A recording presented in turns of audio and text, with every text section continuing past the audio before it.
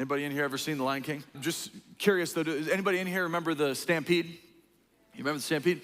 It's the saddest moment, not just in the history of Disney, but really in the history of film. And what we see is that there's this moment where Mufasa starts to recognize that his son Simba is trapped in a gorge where these wildebeests are stampeding. And as this happens, Mufasa runs to the edge of the cliff and he jumps into the stampede to save his son Simba, which he does so successfully, but at the expense of his own life. And so after all of the wildebeests clear out of the gorge, you see that there's this moment where finally little Simba can go running back in the gorge and he's looking for his father, and he sees Mufasa's lifeless body lying there, and he's pushing on Mufasa's body, and he's like, get up, Dad, get up. And Mufasa's just not getting up. And so now Simba's crying, I'm crying, the hearts of a generation are weeping, that we're finding ourselves in this moment that is just catastrophic, traumatic. Therapists are profiting off of this moment in our lives. And so we find ourselves just realizing, I don't know what to do with this. Simba finds himself in the midst of the darkest hour of his life. And what happens in the middle of Simba's darkest and messiest moment is something that will often happen to you and I, that an enemy swoops into the gorge and gets right down on his level and says,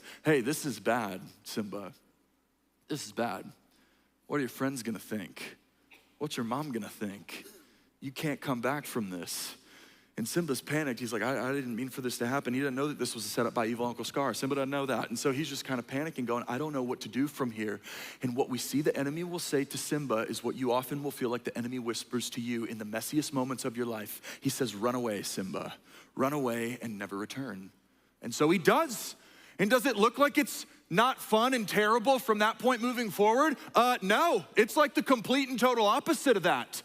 Like you see, Simba will end up linking up with his new boys, Timon and Pumbaa, Hakuna Matata. It's amazing. I mean, they even get him to go borderline vegan. They're eating beetles. They're walking on logs. They're singing songs, friends are friends forever. Like they find themselves with waterfalls and greenery, and it's like lush and beautiful paradise. It is amazing, and yet there's a moment where Simba realizes, I'm not walking in the calling and the purpose that my father spoke over my life.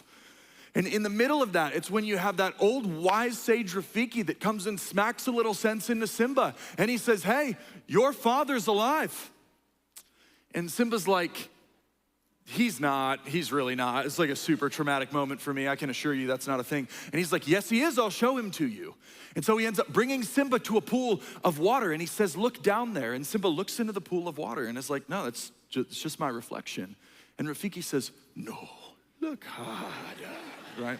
And Simba sees bubbling up within his own reflection is his father's reflection. And what Rafiki says to Simba is what I'm trying to say to you.